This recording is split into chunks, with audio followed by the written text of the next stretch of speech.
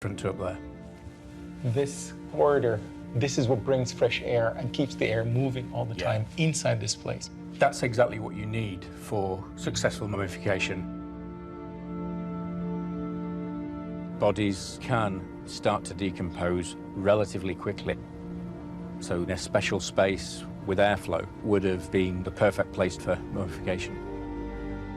And there's another clue that this air-conditioned chamber might have been used for mummification. The interesting thing that I've noticed here is that large vessel. First, it's in the corner. Second, there is a wall that's built around it. Third is traces of charcoal burning on the side right here. I can see that, yeah. So I'm thinking this is a large incense burner. I agree with you completely. You need a cool, ventilated space for mummification. That's vital. But you've still then got the biggest killer for mummification, which are insects. So the way to actually deal with them is to burn incense. So the coolness, the ventilation, combined with this as an incense burner would mean that it would be the perfect environment.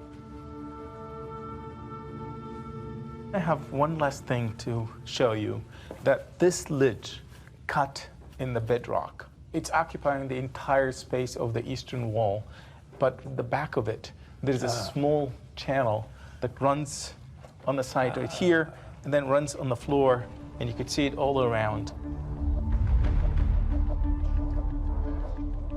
From studying the contents of canopic jars like DD Bastids, we know that one of the key stages of mummification was the removal of major organs like the intestines, liver, and lungs.